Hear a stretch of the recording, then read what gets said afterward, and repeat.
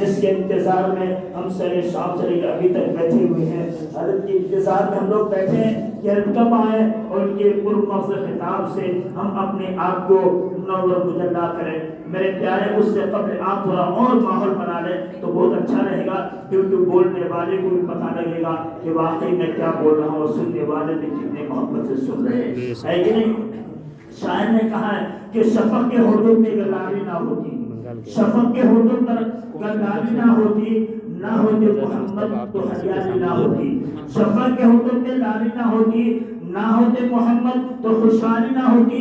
میرا ایمان کہتا ہے اکبر، اگر گنبد خضرا نہ ہوتے تو ہریالی نہ ہوتی، ہے کہ نہیں؟ اگر گنبد خضرا نہ ہوتے تو ہریالی نہ ہوتی۔ آئیے میرے پیارے، بلا کسی تمہید کے میں جو ہے مناظر اہل سنت قابل غصو دلالت حضرت علامہ و مولانا مفتی محمد انصار احمد صاحب قبلہ نظامی کو دعوت سخن دوں کہ آئیں اور اپنے پرمغز خطاب سے ہم سامعین کے قلوب کو منور مجلا کریں۔ آئیے حضرت کا استقبال نعرہ تکبیر نعرہ رسالت سے کریں۔ نعرہ تکبیر، نعرہ تکبیر، نعرہ رسالت، نعرہ رسالت، مسلک اعلی حضرت، علماء اہل سنت، علماء اہل سنت، اور خواجہ غریب نواز، نعرہ تکبیر، نعرہ رسالت۔ حضرت کے اشعار کے ساتھ دعوت سخن دیتا ہوں۔ کس شیر کی آمد ہے کہ رنگ کانپ رہا ہے، کس شیر کی آمد ہے کہ رنگ کانپ رہا ہے، رنگ ایک طرف چڑھ کے کوہن کانپ رہا ہے۔ جب اعلیٰ حضرت نے قدم اٹھایا تو تھانہ بھون کا، جب اعلیٰ حضرت نے قدم اٹھایا تو شفری تھانہ بھون کا رہا ہے۔ میرے پیارے، وہ شعر ہیں۔ آئیے میں حضرت کو بڑے ادب کے ساتھ مائک پہ دعوت دیتا ہوں۔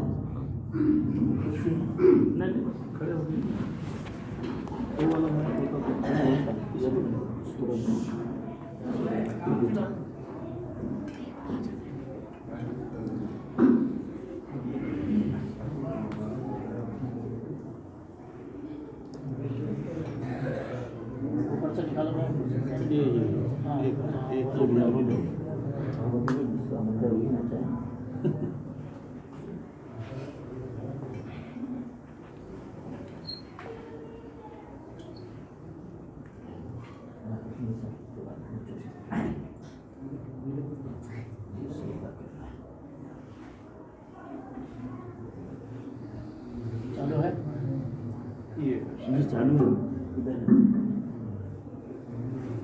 یا اللہ۔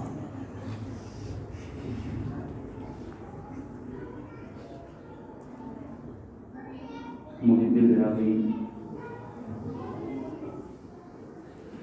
ترجمان مسلک اعلیٰ حضرت شاعر اسلام، ادیب شہیر حضرت علامہ مولانا نسیم احمد قادری صاحب قبلہ، پروفیسر حضرت دادا کلامی عربی کالج،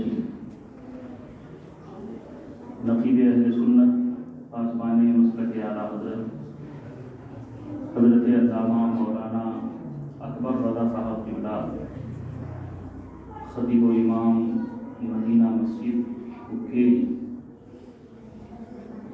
قاری خوش الحان حافظ قرآن حضرت حافظ و قاری غلام رسول صاحب قبلہ، دارالعلوم فیضان مصطفیٰ،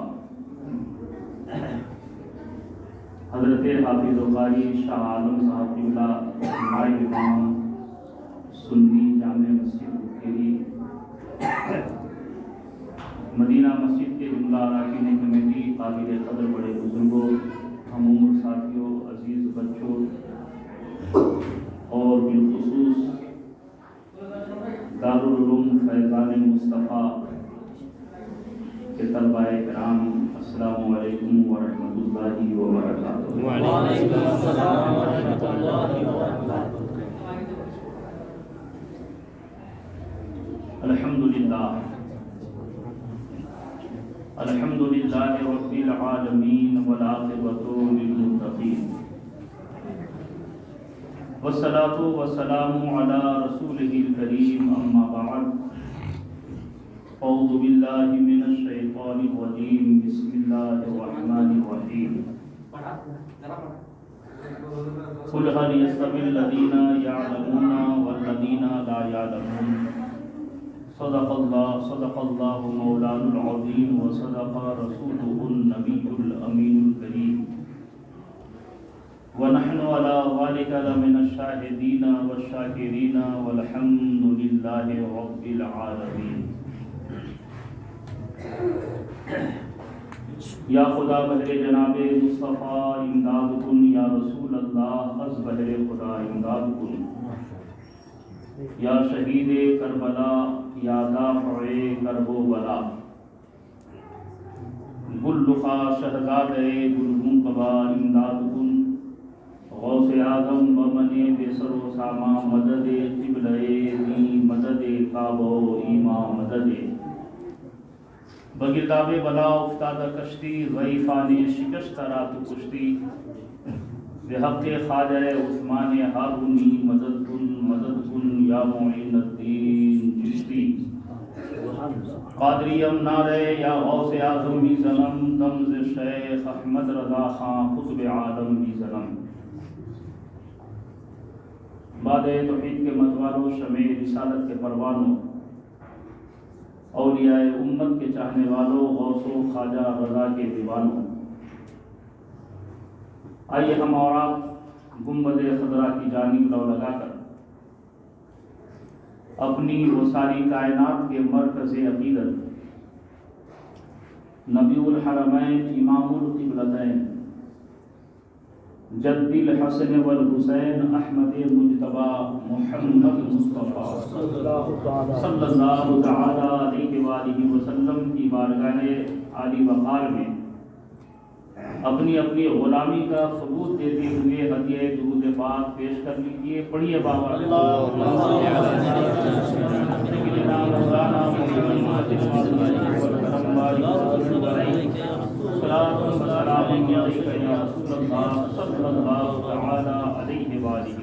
حضرات، رجب شریف کا مہینہ ہمارے اور آپ کے سروں پہ جلوہ فگن ہے. اس مبارک مہینے میں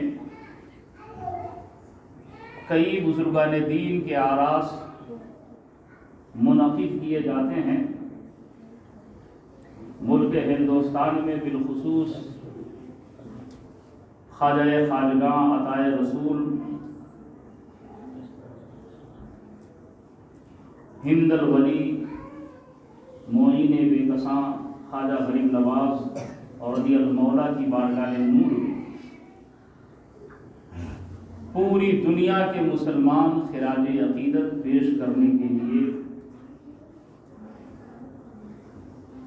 اپنے اپنے علاقے اپنے اپنے انداز میں محافل کا انعقاد کرتے ہیں اور فیض و برکات حاصل کرتے ہیں. خطبہ مسنونہ کے بعد قرآن مقدس کی جس آیت پاک کو میں نے پڑھنے کا شرف حاصل کیا، اللہ تبارک و تعالی ارشاد فرماتا ہے قل هل يستوي الذين يعلمون والذين لا يعلمون. اے محبوب، آپ فرما دیجئے کہ کیا جاننے والے اور نہ جاننے والے دونوں برابر ہو سکتے ہیں؟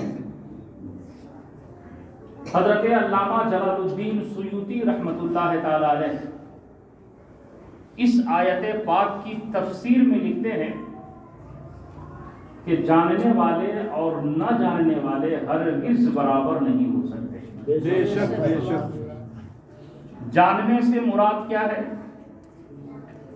اور نہ جاننے سے کیا مراد ہے؟ علماء بیان فرماتے ہیں جاننے سے مراد یہ ہے قرآن و حدیث کا علم جاننا. وہ نفوس قدسیہ، وہ خوش نصیب حضرات جنہوں نے قرآن و حدیث کا علم حاصل کیا اور قرآن و حدیث کے علم حاصل کرنے کے ساتھ ساتھ اس پہ عمل بھی کیا، تو ان کی شان بڑی بلند و بالا ہے۔ قرآن و حدیث کا علم حاصل کیا تو جب تک حاصل کر رہے ہیں مہمان رسول کہلاتے ہیں۔ آپ کے سامنے دارالعلوم فیضان مصطفیٰ کی یہ طلبہ بیٹھے ہیں، جتنے اولیاء گزرے ہیں سبوں نے علم حاصل کیا ہے۔ مچل کے کہیے سبوں نے علم حاصل کیا ہے۔ یہ جتنے طلبہ اسلام یہاں بیٹھے ہیں دارالعلوم فیضان مصطفیٰ کے، یہ علم حاصل کر رہے ہیں۔ تو جب تک یہ علم حاصل کر رہے ہیں مہمان رسول ہیں، مہمان رسول ہیں، اور جب علم حاصل کر لیں گے تو نائب رسول ہو جائیں گے۔ علم حاصل کر رہے ہیں مہمان رسول ہیں، علم حاصل کر لیے تو نائب رسول ہو گئے۔ اور علم حاصل کرنے کے بعد اگر حرام و حلال میں تمیز کیے تو اب ان کی عظمت و شان اتنی بلند ہو جاتی ہے کہ اب وہ اللہ کے ولی بن جاتے ہیں، اللہ کے ولی بن جاتے ہیں۔ اس بات کو اپنے ذہن میں آپ رکھیں، اللہ کا ولی کوئی الگ سے نئی مخلوق نہیں آتی، کوئی آسمان سے ٹپکتا نہیں۔ اللہ کے انہی بندوں میں سے جو صاحب علم ہوتے ہیں اور علم کے ساتھ ساتھ اگر اچھا عمل ہو گیا، یعنی پہلے وہ مہمان رسول ہوئے، پھر نائب رسول ہوئے، اور نائب رسول ہونے کے ساتھ ساتھ اگر اچھا عمل بھی ہو گیا تو اب وہی اللہ کے ولی بن جائے۔ جاہل کبھی کوئی ولی نہیں بن سکتا، یاد رکھیے گا، جاہل ولی نہیں ہوتا، عالم ہی ولی ہوتا ہے۔ اب علم حاصل کرنے کے دو طریقے ہیں، ایک کسبی، کسب سے حاصل کرنا، محنت کر کے حاصل کرنا، کلاس بائی کلاس پڑھ کے حاصل کرنا، یہ کسبی ہے۔ اور ایک ہے لدنی عطائی علم، لیکن علم ہونا ضروری ہے، چاہے وہ عطائی ہو یا کسبی ہو، لیکن علم ہے، بغیر علم کے کوئی ولی نہیں بن سکتا۔ اب ایک یہ حفاظ کرام پڑھتے ہیں، یہ طلبہ قاری صاحب قبلہ پڑھاتے ہیں، کسی بچے کا ذہن اتنا اچھا ہوتا ہے کہ 6 مہینے میں حافظ بن جاتا ہے، کوئی 1 سال میں حافظ بنتا ہے، کوئی 2 سال، کوئی 3 سال، کوئی 4 سال میں حافظ بنتا ہے۔ حضرت سیدی سرکار اعلیٰ حضرت فاضل بریلوی علیہ رحمۃ الرضوان کو کسی نے خط لکھا، اور اس خط میں جو الفاظ و القاب لکھے تو اس میں ایک لفظ یہ بھی تھا کہ حافظ۔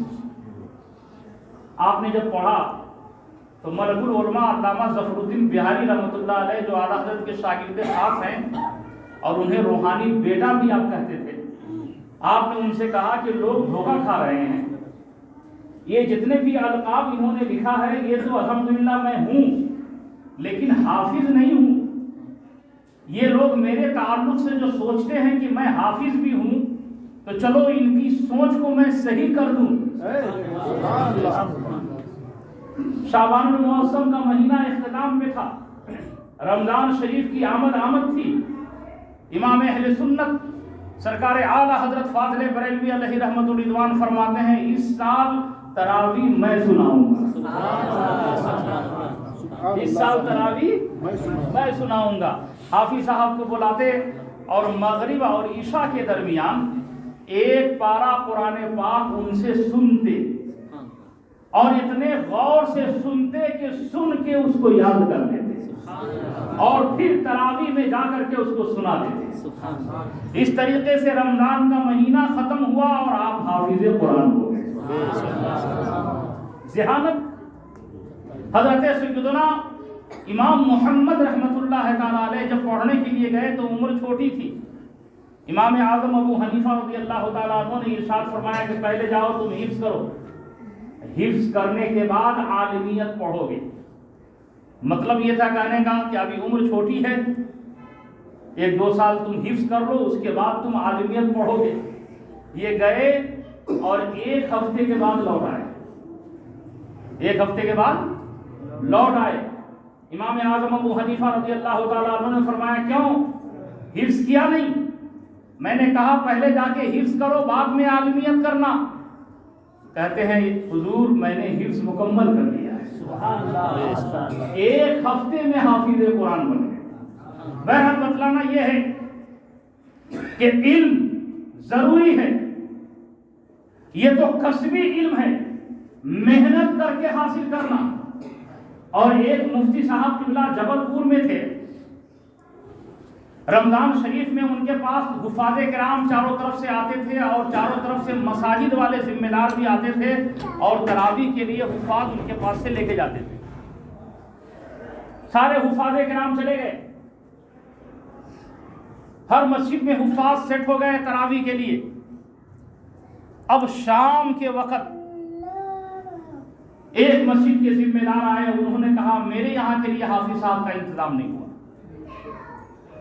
اور آج جو چاند نہیں ہوا ہے لیکن کل تو چاند ہونا ہی ہونا ہے، اور کل 30 تاریخ ہے، چاند دیکھے یا نہ دیکھے کل سے تراویح شروع ہو جائے گی، میرے لیے حافظ کا انتظام فرما دیجیے.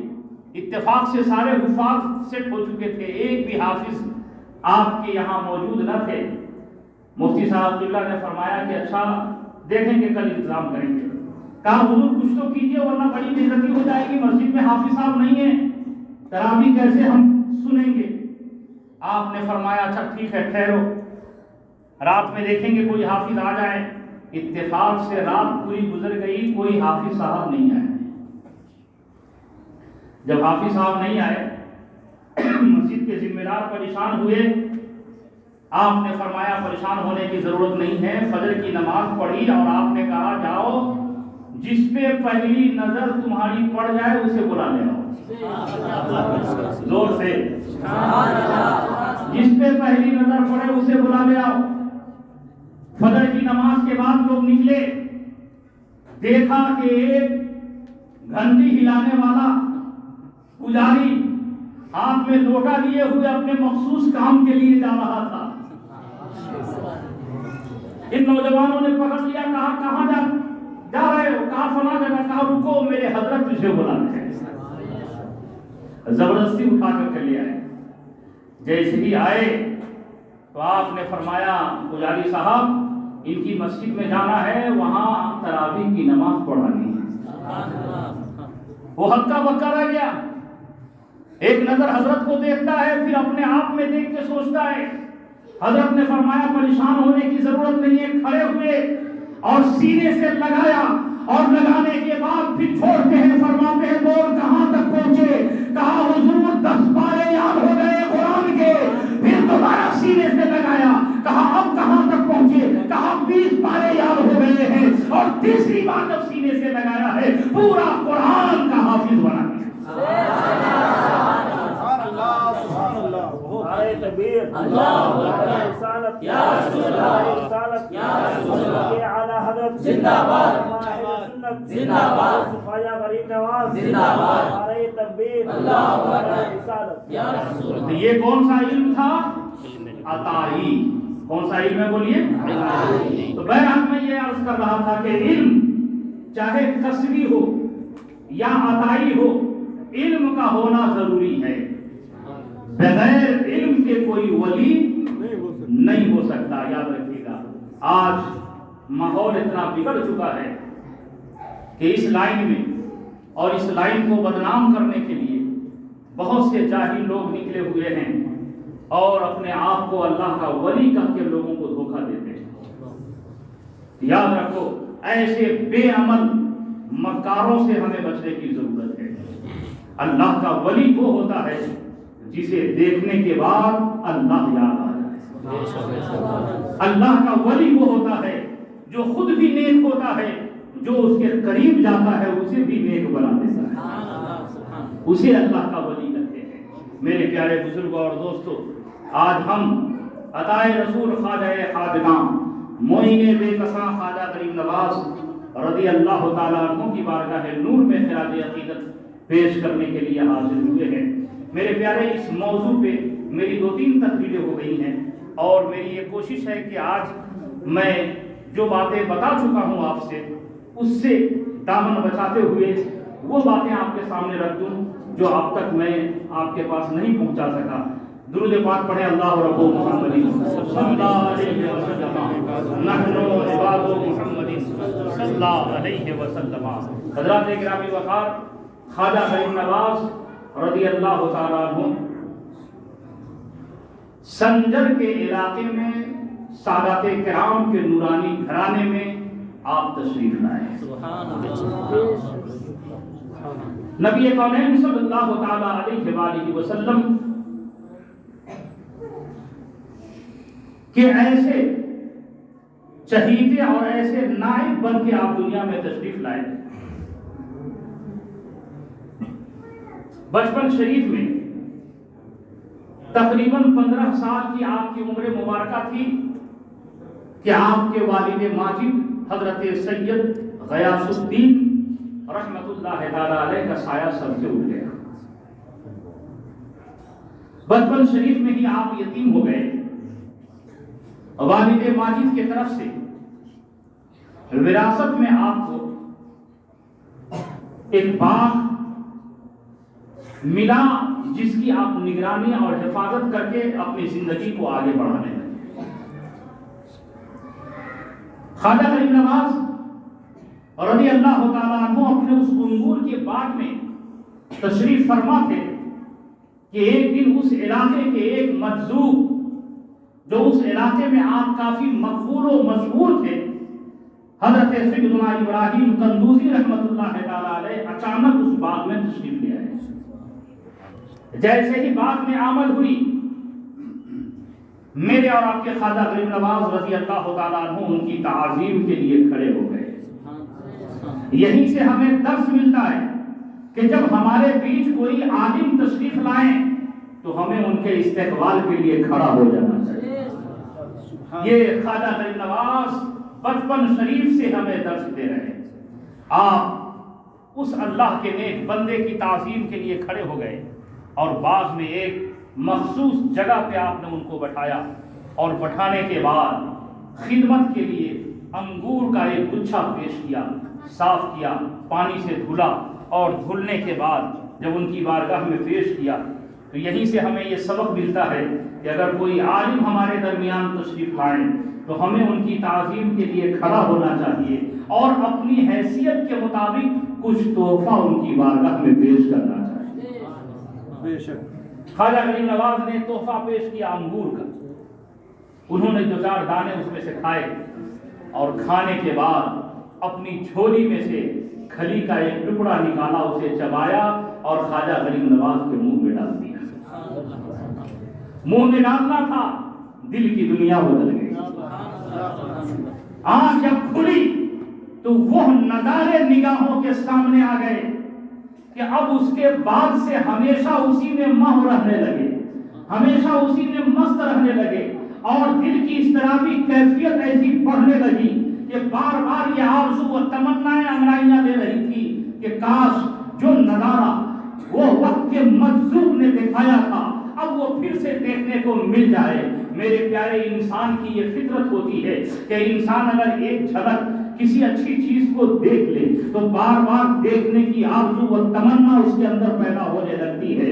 حضرت سیدنا خواجہ غریب نواز رضی اللہ عنہ جو نظارہ دیکھے تھے ابراہیم قندوزی کے سامنے، اب اسی کی یاد میں مست رہنے لگے، دل کی دنیا بدلنے لگی، دنیا اور دنیا کی چیزوں کے طرف سے دل اچاٹ ہونے لگا اور کوئی الگ کیفیت پیدا ہونے لگی۔ والدہ ماجدہ کی بارگاہ میں آتے ہیں اور اجازت لے کر کے آپ طلب علم کے لیے، آپ راہ خدا میں آگے پڑھنے کے لیے اجازت طلب کرتے ہیں، اور بالآخر یہ حالات اور واقعات اور تاریخ کو سمیٹ کے میں آپ کے سامنے رکھوں کہ خواجہ غریب نواز اجازت طلب کرنے کے بعد آگے بڑھتے ہیں اور وقت کے ایک زندہ ولی حضرت خواجہ عثمان ہارونی علیہ رحمت و رضوان کی بارگاہ میں پہنچ جاتے ہیں۔ خواجہ عثمان ہارونی وقت کے زندہ ولی، ان کی بارگاہ میں جب میرے اور آپ کے خواجہ غریب نواز پہنچنے کے بعد انہوں نے تزکیہ نفس کرایا اور پھر اپنی بارگاہ سے ایسا فیض عطا کیا اور ایک دو دن نہیں بلکہ 20 سال تک مسلسل اس مرد قلندر کی بارگاہ میں میرے خواجہ غریب نواز رہے اور فیض و برکات حاصل کرتے ہیں۔ 20 سال گزر گئے، حضرت سیدنا عثمان ہارونی علیہ رحمت و رضوان نے ایک دن ارشاد فرمایا، معین حج کے لیے بلاوا آ رہا ہے۔ کیا فرمایا؟ حج کے لیے بلاوا آ رہا ہے۔ عرض کرتے ہیں سرکار اگر اجازت ہو تو غلام بھی آپ کے ساتھ چلے گا۔ ہاں ٹھیک ہے چلیں گے۔ کیا تجھے جانا ہے؟ ہاں حضور ہم بھی چلیں گے۔ خواجہ عثمان ہارونی علیہ رحمت و رضوان کھڑے ہوئے اور ہاتھ پکڑا اور کہا، معین آنکھیں بند کرو۔ جیسے ہی آپ نے آنکھیں بند کی اور اس کے بعد فرماتے ہیں آنکھیں کھولو، آنکھ کھولتے ہیں تو سامنے حرم شریف موجود ہے۔ طواف کعبہ کیا، ارکان حج ادا کیے، مینا و مزدلفہ گئے، صفا مروہ کی سعی کی، تمام ارکان حج ادا کرنے کے بعد اب حضرت خواجہ عثمان ہارونی نے میرے اور آپ کے خواجہ غریب نواز کا ہاتھ پکڑا، حرم شریف پہنچے اور کعبہ شریف کے قریب آ کر کے رب کی بارگاہ میں ہاتھ اٹھا کر دعا کرتے ہیں، پروردگار یہ میرا چہیتا مرید ہے، ہم اسے قبول کیے ہیں، اے مولا تو بھی اسے اپنی بارگاہ میں مقبول بنا دے، تو بھی اسے قبول فرما دے۔ اتنا کہنا تھا، غیب سے آواز آتی ہے، ہاں ہم نے بھی اسے قبول کر دیا۔ سبحان اللہ سبحان اللہ۔ خواجہ غریب نواز رضی اللہ تعالی عنہ، خواجہ عثمان ہارونی علیہ رحمت و رضوان نے خواجہ غریب نواز کو اس طریقے سے نوازش کرتے رہے ان کے اوپر، اور پھر اس کے بعد ارشاد فرماتے ہیں، واقعہ بڑا طویل ہے، میں بہت سمیٹ کے آگے بڑھ رہا ہوں۔ آپ نے فرمایا، معین اب مدینہ شریف کے لیے روانہ ہونا ہے، مدینہ شریف کے لیے چلیں گے۔ حجاج کرام جب حج سے فارغ ہوتے ہیں تو بہت سے ایسے بھی بدنصیب ہیں وہ حج کرنے کے بعد اپنے وطن لوٹ آتے ہیں، لیکن خوش نصیب وہ ہوتے ہیں جو حج کے بعد حج کی قبولیت کے لیے مدینہ پاک حاضر ہو جاتے ہیں، مدینہ پاک حاضر ہو جاتے ہیں۔ امام اہل سنت سرکار اعلیٰ حضرت فاضل بریلوی علیہ رحمت رضوان لکھتے ہیں، حاجیو آؤ شہنشاہ کا روضہ دیکھو، حاجیو آؤ شہنشاہ کا روضہ دیکھو، کعبہ تو دیکھ چکے کعبے کا کعبہ دیکھو، کعبہ تو دیکھ چکے کعبے کا کعبہ دیکھو۔ کعبے کے کعبہ میرے نبی ہیں صلی اللہ علیہ وسلم۔ کعبے کی کعبہ کون ہے بولو؟ میرے نبی ہیں۔ آئیے تاریخ کے حوالے سے بھی میں آپ کو اس بات پہ ایک چیز عرض کر دوں تاکہ آپ کے ایمان میں تازگی ہو جائے۔ میرے نبی کعبے کے کعبہ کیسے ہیں؟ اللہ اللہ میرے پیارے بزرگ اور دوستو، فتح مکہ کا واقعہ ہے کہ حضرت بلال رضی اللہ تعالیٰ عنہ سے میرے نبی نے ارشاد فرمایا، بلال کعبے کی چھت پہ چڑھ جا اور آذان کی صدا بلند کر دے۔ حضرت بلال کعبے کی چھت پہ کھڑے ہو گئے اور خاموش ہیں، آذان نہیں پڑھ رہے ہیں۔ جانے عالمین فرماتے ہیں، بلال آذان پڑھتے کیوں نہیں ہو؟ کہا، یا رسول اللہ علیہ الصلوۃ والسلام مدینہ شریف میں تھے، کعبہ شریف کی طرف گھوم کر کے آذان پڑھا کرتے تھے، مدینہ سے نکلے تھے، جہاں جہاں وقت ہوتا تھا آذان پڑھتے تھے، کعبہ شریف کی طرف رخ ہوتا تھا۔ لیکن میرے آقا اس وقت تو کعبہ کی چھت پہ ہم پہنچ گئے ہیں، سرکار اب آذان پڑھیں تو کس طرح طرف اپنا رخ کریں. میرے نبی ارشاد فرماتے ہیں بلال گھبرانے کی ضرورت نہیں ہے, جدھر میں کھڑا ہوں میرے طرف رخ کر کے آذان دینا شروع کر دو. اعلیٰ حضرت لکھتے ہیں حاجیو آؤ شہنشاہ کا روضہ دیکھو, کعبہ تو دیکھ چکے کعبے کا کعبہ دیکھو. حضرت سیدنا عثمان ہارونی فرماتے ہیں کہ معین اب مدینہ شریف چلنا ہے. حضرت علامہ نسیم القادری صاحب یہاں تشریف فرمائے. یہاں آنے سے پہلے ٹور کا بھی انہوں نے بہت سارے کام کیے ہیں, بہت سارے حجاج کو لے کر کے گئے ہیں. ان سے پوچھئے مکہ شریف سے مدینہ جانے کے لیے آدھا دن لگ جاتا ہے, تقریباً 400 سے اوپر کلومیٹر ہے, اتنا طویل سفر. لیکن خواجہ عثمان ہارونی فرماتے ہیں معین اب مدینہ شریف چلنا ہے. ہاں حضور چلیں گے.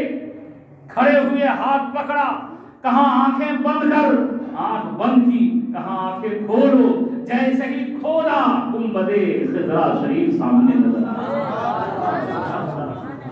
سرکار کی بارگاہ میں پہنچا دیے, سنہری جالی کے قریب اپنے ساتھ لے کر کے گئے, اور جانے کے بعد ارشاد فرمایا معین سرکار کی بارگاہ میں سلام پیش کرو. خواجہ غریب نواز نے نبی کونین صلی اللہ تعالی علیہ وآلہ وسلم کی بارگاہ نور میں سلام پیش کیا. السلام علیکم یا ایھا النبی, اے نبی آپ پہ سلامتی ہو. جیسے ہی انہوں نے سلام کیا روضہ انور سے آواز آئی وعلیکم السلام یا شیخ المشائخ, اے شیخ المشائخ تم پر بھی سلامتی ہو. میرے پیارے بزرگوں اور دوستو, یہیں سے ہمارا عقیدہ بھی ثابت ہوتا ہے. ہم اہل سنت والجماعت اپنے نبی کو زندہ مانتے ہیں, زندہ مانتے ہیں. خواجہ غریب نواز, ابھی آپ نے حضرت علامہ اکبر رضا صاحب قبلہ سے سماعت کیا کہ بہت بڑے شیخ الحدیث بھی تھے میرے خواجہ غریب نواز, حدیث پاک کا درس بھی دیا ہے میرے خواجہ غریب نواز نے. میرے پیارے بزرگوں اور دوستو, خواجہ عثمان ہارونی نے کہا نبی کی بارگاہ میں سلام پیش کیجئے. آپ نے سلام کیا اور سلام کا جواب ملا.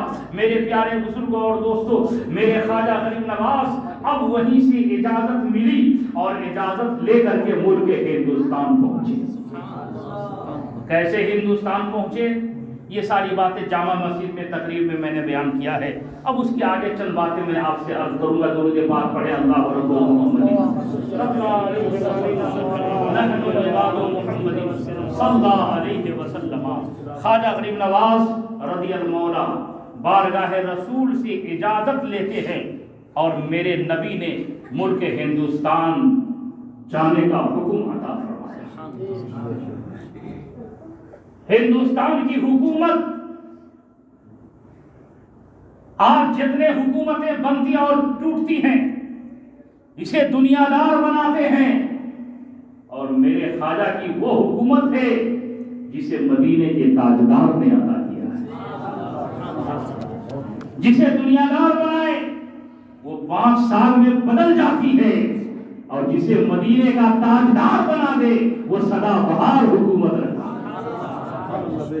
یہی وجہ ہے کہ آج اجمیر معلیٰ کی دھرتی پہ جا کے دیکھیے, جو لوگ آج اہل ایمان پہ طرح طرح کی باتیں کرتے ہیں, انگشت نمائی کرتے ہیں, یہ کر دیں گے وہ کر دیں گے, لیکن جب وقت آتا ہے تو وہ لوگ بھی پھول کا ٹکڑا لے کے بارگاہ خواجہ میں حاضر ہو جاتے ہیں. دیکھا ہے کہ نہیں؟ یہ ہے خواجہ غریب نواز کی بارگاہ. اور یاد رکھو وہ عطائے رسول ہیں, عطائے رسول ہیں.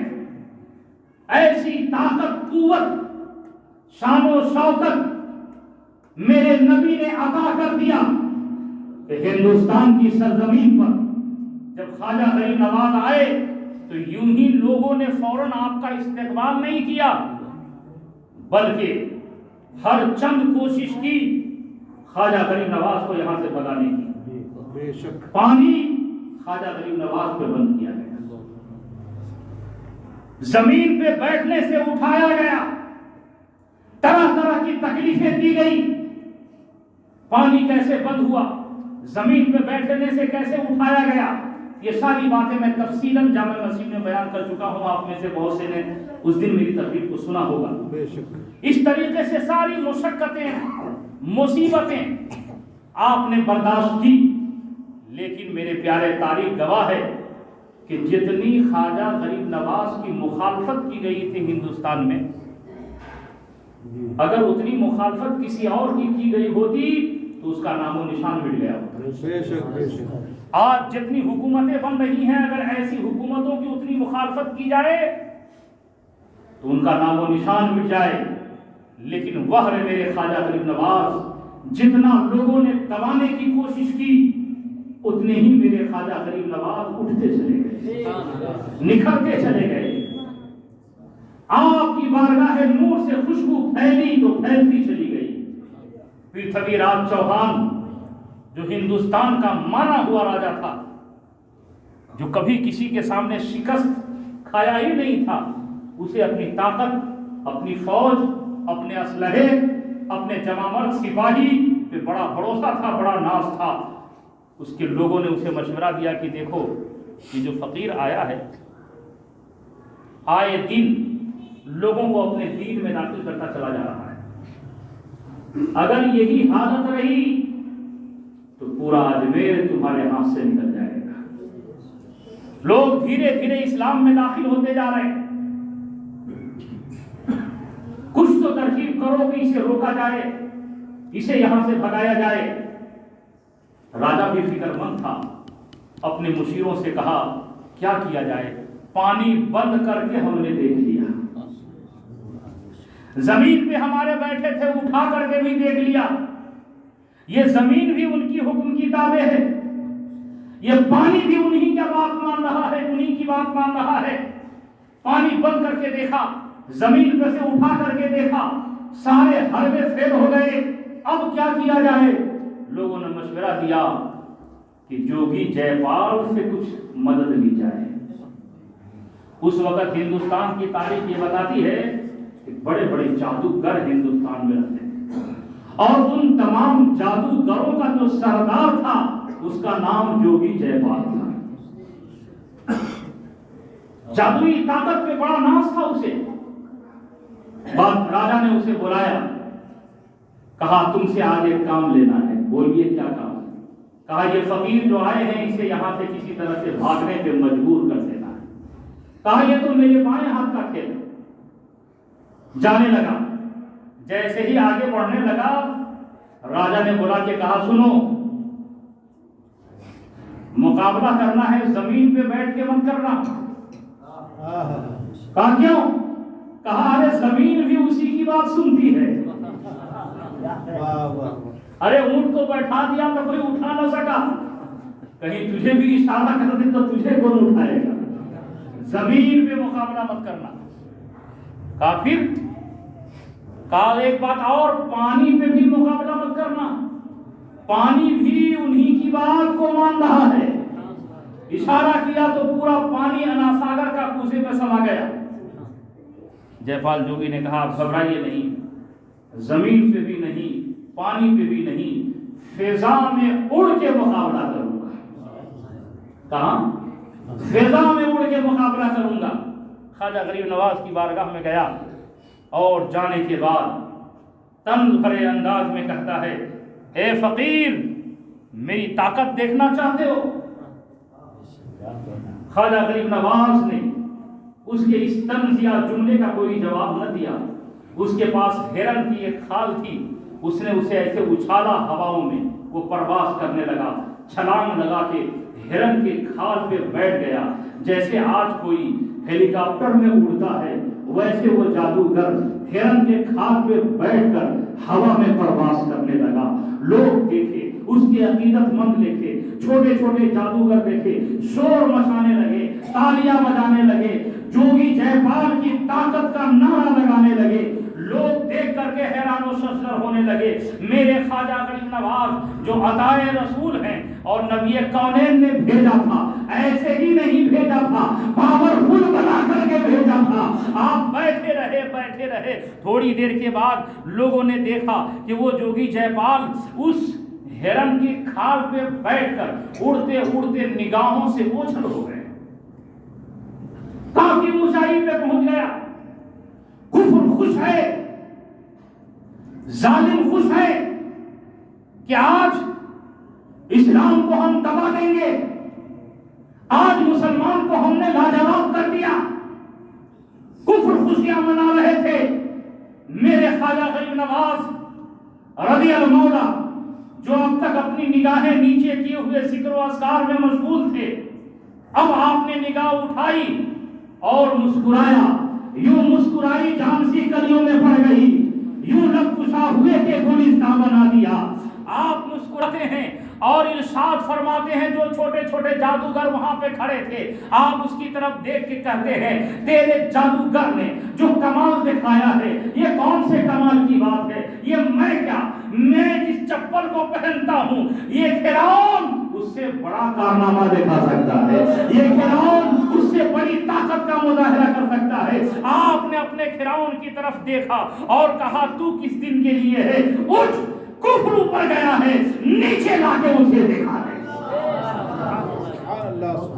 اتنا کہنا تھا، آپ کے دونوں فرعون شریف ہوا میں اڑنے لگے، ہوا میں پرواز کرنے لگے. دونوں فرعون شریف اڑے اور دونوں طرف سے جا کر کے اس کافر کے سر پہ برسنے لگے اور برستے برستے خواجہ غریب نواز کے قدموں میں لا کے پہنچا. کفر کی طاقت ٹوٹ گئی، ایوان کفر میں زلزلہ آ گیا. جوگی جے پال کھڑا ہو کے کانپنے لگا. ساری طاقتیں جس پہ غرور اور گھمنڈ تھا، ساری طاقتیں ٹوٹتی ہوئی نظر آئی. جوگی جے پال کے دل میں انقلاب پیدا ہوا اور اس نے کہا اے فقیر، میں مان گیا جس دین کو آپ مانتے ہیں اس سے بہتر کوئی دین ہے ہی نہیں، اور جو ذکر و اذکار آپ کرتے ہیں ہم بھی منتر پڑھ رہے تھے لیکن ہمارے منتر میں وہ طاقت و کمال نہیں جو آپ کے ذکر و اذکار میں ہے. مان گیا جو ذکر آپ کرتے ہیں اس سے بہتر کوئی ذکر ہے ہی نہیں، اور جو کتاب آپ پڑھتے ہیں اس سے بہتر کوئی کتاب ہے ہی نہیں. مجھے بھی اپنے نبی کا کلمہ پڑھائیے، اسلام میں داخل کر. آپ نے کلمہ پڑھایا، اسلام میں داخل کر دیا. آیا تھا اسلام مٹانے کے لیے، ہمیشہ کے لیے اسلام کے زلفوں کا اسیر بن گیا. آیا تھا خواجہ غریب نواز کو بھگانے کے لیے، ہمیشہ کے لیے میرے خواجہ غریب نواز کا مرید بن گیا. اب دست بستہ عرض کرتا ہے حضور کوئی خدمت. اب بارگاہ خواجہ میں بیٹھا رہتا، سرکار خواجہ غریب نواز کی بارگاہ میں خدمت کرتے. علماء بیان فرماتے ہیں کہ وہ جے پال جوگی جن کا نام حضرت عبداللہ رکھا ہے، خواجہ غریب نواز کی حیات ظاہری میں بھی وہاں رہتے تھے، اور آج خواجہ غریب نواز پردہ فرما گئے تو آج بھی در خواجہ پہ رہتے ہیں. کل بھی خدمت کرتے تھے، آج بھی خدمت کرتے ہیں. آج ان کا حال یہ ہے کہ اگر کوئی اجمیر معلیٰ میرے خواجہ کا دیوانہ پہنچتا ہے اور اگر کہیں پہ کوئی راستہ بھول جائے تو اس کی نشاندہی کرانے کے لیے وہی جے پال جوگی جو کل کے جے پال جوگی تھے میرے خواجہ کی بارگاہ میں آنے کے بعد عبد الرحمان ہو گئے، وہ آتے ہیں اور راستے کی نشاندہی کراتے ہیں. ہمارے علاقے کے ایک جید عالم دین ہیں حضرت علامہ حسن رضا خان مدد ذلہ العالی والنورانی. انہوں نے آپ بیتی ایک واقعہ بیان کیا. کہتے ہیں اجمیر شریف گیا اور اتفاق سے راستہ بھول گیا. تو کہتے ہیں کہ ایک بزرگ، ایک بوڑھا شخص آیا اور اس نے بتا دیا کہ درگاہ شریف پہ جانے کا راستہ ادھر سے نہیں ادھر سے ہے۔ جیسے ہی 2-4 قدم آگے بڑھا تو میں دل میں خیال آیا یہ تو عبداللہ بیابانی تھے، یہ تو عبداللہ بیابانی تھے، ارے کاش ان کا ہاتھ پکڑتا، کچھ نظر و نیاز مانگ لیتا، لیکن پیچھے پلٹ کے دیکھے تو وہ غائب ہو چکے۔ دوسری مرتبہ جب درے خواجہ پہ پہنچے علامہ حسن رضا خان تو کہتے ہیں اس بار میں یہ سوچ کے گیا تھا کہ چاہے کوئی بھی ہو، جیسے ہی وہ مجھے راستہ وغیرہ بتائیں گے، مدد کریں گے، میں ان کو پکڑ لوں گا اور ان سے مدد مانگوں گا۔ جب گئے تو پھر ایک جگہ پہ راستے میں ذرا کچھ تردد پیدا ہوا تو دیکھا کہ ایک چھوٹا سا بچہ کھڑا ہے اور اس نے کہا مولانا صاحب درگاہ شریف پہ جانے کا راستہ ادھر سے ہے۔ جیسے ہی 2-4 قدم آگے بڑھے پھر خیال آیا یہ تو عبداللہ بیابانی تھے، پیچھے پلٹ کے دیکھا تو وہ بچہ غائب۔ تیسری مرتبہ کہتے ہیں کہ جب میں گیا تو میں نے سوچا اب چاہے کوئی بچہ ہو یا بوڑھا ہو، جوان ہو، کوئی بھی ہو، دامن پکڑے بغیر چھوڑوں گا نہیں۔ جب گئے ٹہلتے رہے، ایک دن رات کا وقت تھا، ایک جگہ گئے اور کچھ ذہنی الجھن پیدا ہوا کہ اب کدھر سے جانا ہے، کیا کرنا ہے، تو دیکھتے ہیں کہ راستے کے سامنے ایک خاتون نقاب پہنے ہوئے کھڑی ہے اور ہاتھ میں بھی گلوز وغیرہ پہنے ہوئی ہے اور اشارہ سے کہہ رہی ہے مولانا اس طرف سے جاؤ، درگاہ شریف پہ جانے کا راستہ ادھر سے۔ علامہ حسن رضا خان کہہ رہے تھے کہ میں کھڑا ہو گیا اور میں نے کہا عبداللہ بیابانی تم ہی ہو، لیکن شریعت آگے آ رہی ہے، کیا کروں، تیرا دامن میں پکڑ نہیں سکتا۔ واقعی میرے خواجہ کا جو غلام ہوتا ہے وہ زمانے کا امام ہوتا ہے۔ سبحان اللہ، سبحان اللہ۔ میرے پیارے بزرگوں اور دوستوں، یہ بارگاہ خواجہ آیا تھا اسلام مٹانے کے لیے، ہمیشہ کے لیے میرے خواجہ غریب نواز کا غلام بن گئے۔ بارگاہ خواجہ وہ بارگاہ ہے میرے پیارے کہ ہر سائل کی مراد پوری کی جاتی ہے۔ اپنے وقت کے ایک بادشاہ حضرت سیدنا اورنگزیب رحمۃ اللہ تعالیٰ علیہ، بہترین عالم دین، آپ جب در خواجہ غریب نواز پہ گئے فاتحہ پڑھنے کے لیے تو آپ نے وہاں پہ دیکھا کہ ایک فقیر بیٹھا ہوا ہے جھولی پھیلائے ہوئے اور مانگ رہا ہے اے خواجہ ہمیں آنکھ دے، اے خواجہ ہمیں آنکھ دے۔ سلطان جب وہاں پہ قریب گئے تو جانے کے بعد کہا کب سے یہاں پہ آنکھ مانگ رہا ہے؟ فقیر اپنے مانگنے میں مست تھا، وہاں کے فقیر بھی بڑے شاذور ہوتے اجمیر شریف سے۔ ہم لوگ ایک مرتبہ گئے، ایک مانگنے کے لیے آیا، میں اور مولانا ابوالکلام صاحب تھے، اتفاق سے ہم لوگ اس کو کچھ دیے نہیں، تھوڑا آگے بڑھے تو وہ پیچھے پیچھے آتا، کافی دور تک ہم لوگ گئے لیکن وہ پیچھا چھوڑا نہیں اور بغیر لیے واپس گیا بھی۔ یہ بارگاہ خواجہ غریب نواز میں پلنے والے بھی بڑے عجیب و غریب لوگ ہوتے ہیں میرے پیارے بزرگ اور دوستوں۔ تو حضرت اورنگزیب رحمۃ اللہ تعالیٰ علیہ نے فرمایا کب سے مانگ رہا ہے؟ اس نے کہا تو کون ہوتا ہے پوچھنے والا؟ کہا میں اورنگزیب ہوں۔ اب نام سنا کہ بادشاہ وقت میرے سامنے کھڑا ہے، کب کپانے لگا، کھڑا ہو کے ہاتھ جوڑنے لگا، کہا حضور معاف کر دیجئے پہچان نہ سکا۔ کہا سن، پہچانا نہیں پہچانا بات کی بات جو، لیکن جو اب کہہ رہا ہوں اسے سن لے۔ کب سے مانگ رہا ہے؟ کہا کافی دن ہو گئے۔ کہا آنکھ نہیں ملی تیرے خواجہ سے؟ کہا نہیں آنکھ نہیں ملی۔ کہا سن، فاتحہ پڑھنے کے لیے اندر جا رہا ہوں اور فاتحہ پڑھ کے لوٹوں گا، اگر آنکھ مل گئی تو ٹھیک، ورنہ تجھ جیسے اندھے کی ضرورت نہیں ہے، تلوار سے تیری گردن اڑا دوں گا۔ بادشاہ اپنے وقت کا شہنشاہ ہندوستان کا جب اس کا فرمان جاری ہو گیا تو فقیر رونے لگا۔ حضرت اورنگزیب اندر گئے اور گر گرا کر کے فقیر ہاتھ جوڑے خواجہ غریب نواز کی بارگاہ میں عرض کرتا ہے میرے خواجہ اب تک تو ایسے ہی پڑا تھا تیرے در پہ، لیکن میرے خواجہ آج اگر آنکھ نہ دی تو میرے خواجہ اب تو جان بھی جائے گی۔ اورنگزیب بڑا ضدی بادشاہ ہے، جو کہہ دیا ہے وہ کر کے رہے گا، میرے خواجہ کرم فرما دیجئے۔ حضرت اورنگزیب رحمت اللہ تعالیٰ ہے بارگاہ خواجہ غریب نواز میں گئے، فاتحہ پڑھی اور پڑھنے کے بعد جیسے ہی باہر نکل رہے ہیں، فقیر کے سامنے ابھی آئے بھی نہ تھے، 2-4 قدم دور ہی فقیر کھڑا تھا۔ حضرت اورنگزیب کو دیکھ کر کے کھڑا ہو گیا اور کہتا ہے اے سلطان میری آنکھ صحیح ہو گئی ہے، میں آپ کو دیکھ رہا ہوں اور سب کچھ دیکھ سکتا ہوں۔ سلطان اورنگزیب رحمت اللہ تعالیٰ علیہ ارشاد فرماتے ہیں تیری آنکھ پہلے بھی مل سکتی تھی، آنکھ تیری پہلے بھی اچھی ہو سکتی تھی، لیکن پہلے کے ماننے میں اور آج کے ماننے میں فرق ہے۔ پہلے تو اس لیے بیٹھا تھا کہ تیری جھولی بھری جا رہی تھی، جس نیت سے بیٹھا تھا وہ چیز تجھے مل رہی تھی۔ یہاں بیٹھ کر کے اپنی دال روٹی چلا رہا تھا، اپنے گھر کے خرچوں کا اخراجات پورا کر رہا تھا، روزانہ تیری جھولی آنے جانے والے لوگ بھر رہے تھے، لیکن آج تو نے دل سے میرے خواجہ کی بارگاہ میں آنکھ مانگی ہے، اس لیے خواجہ غریب نواز نے فوراً کرم فرما دیا ہے۔ جو دل سے مانگتا ہے میرے خواجہ اسے فوراً عطا فرما دیتے ہیں۔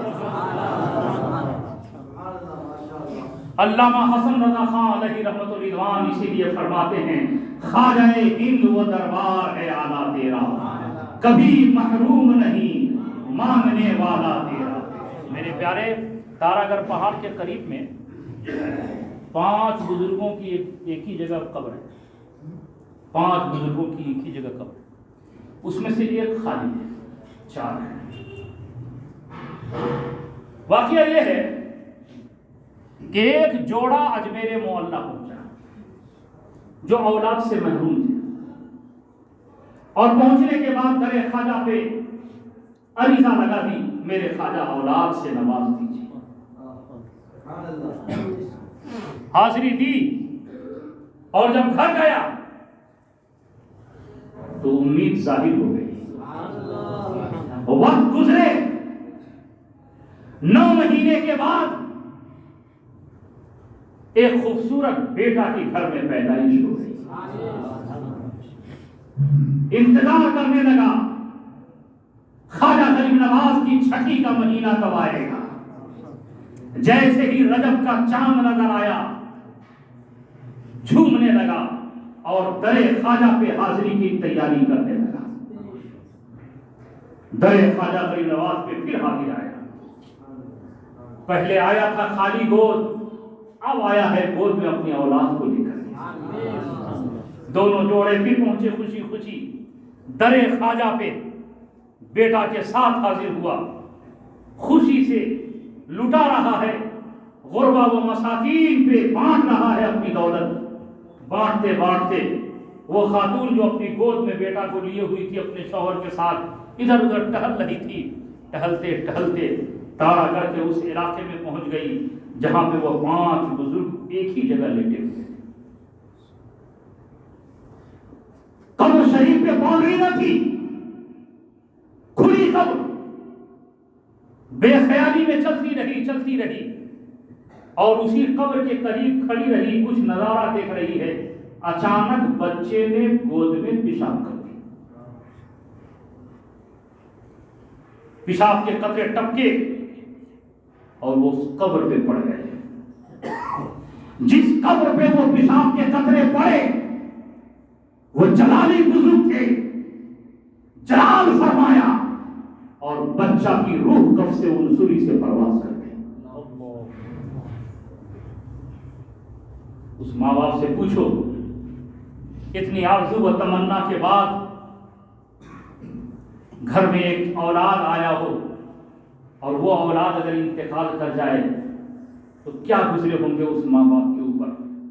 باپ کا دل حسرت و ارمان کا مزار بن گیا، ماں کی آنکھیں ساون بھادوں کی طرح برسنے لگی، ایسا لگا کہ زمین پیروں کے نیچے سے کھسک گئی، وہ عورت دیوانی جیسی ہو گئی۔ اس مردہ لاش کو بچے کے اپنے گود میں لیا اور فوراً در خواجہ پہ پہنچی اور خواجہ غریب نواز کے قدموں میں ڈال کے کہتی ہے اے ہند کے راجا، اے معین بے کساں، اے عطائے رسول، اے خواجہ خواجگاں، میں نے سنا تھا کہ لوگ یہاں آتے ہیں اور زندگی کی بھیک لے کر کے جاتے ہیں. غریب آتا ہے غریب نواز بن کے جاتا ہے, فقیر آتا ہے امیر بن کے جاتا ہے. تم ایسے غریب نواز ہو کہ غریبوں کو نوازتے ہو, وہ بھی غریب نواز ہو جاتا ہے. لیکن ہم زندہ لے کے آئے تھے اور وہ بھی تیری دعاؤں سے لے کے آئے تھے, اور تیری بارگاہ میں آنے کے بعد اب اسے مردہ لے کر کے ہم کیسے جائیں گے. یہ کہا اور سر پٹکنے لگی, سر پٹکنے لگی, سر پٹکنے لگی. بتایا جاتا ہے کہ خواجہ غریب نواز کی قبر انور سے ایک آواز بلند ہوئی, اور اس نے اس آواز میں یہ تھا کہ جا کے کہہ دے اس بزرگ سے کہ اگر اچھے برے کو نبھانے کی صلاحیت ہو تو میری بارگاہ میں رہے, ورنہ میری بارگاہ سے نکل جائے. ادھر یہ آواز نکلنی تھی. لوگوں نے دیکھا کہ وہ 5 بزرگ جو ایک جگہ تھے, ایک قبر شریف پھٹی اور ہمیشہ کے لیے وہ خالی ہو گئی. بچہ زندہ ہوا. میرے پیارے, یہ ہے بارگاہ خواجہ غریب نواز, جہاں اچھے برے سب کو نوازا جاتا ہے. بس شرط یہ ہے کہ دل پاکیزہ لے کر کے حاضری دو. ولیوں کی بارگاہ میں آؤ, پاکیزہ دل لے کر کے حاضر ہو. ہاں یہ اور بات ہے کہ آج کچھ شرپسند وہاں پہ جو مزاور ہیں وہاں کے, کچھ ایسے ہیں جو شیعت کے طرف چلے گئے ہیں اور آنے جانے والے لوگوں کو تکلیف پہنچاتے ہیں. میرے پیارے, ایسے لوگوں سے دل برداشتہ ہونے کی ضرورت نہیں ہے. آپ خلوص کے ساتھ بزرگوں کی بارگاہ میں حاضری دیتے ہیں, اس خلوص کے ساتھ حاضری دیں. اللہ تبارک و تعالی ہمیں آپ سب کو درگاہ خواجہ غریب نواز, بارگاہ خواجہ غریب نواز کے فیض و برکات سے مالا مال فرمائے. وما علینا الا البلاغ. السلام علیکم ورحمۃ اللہ وبرکاتہ. آئیے کھڑے ہو کے سلام.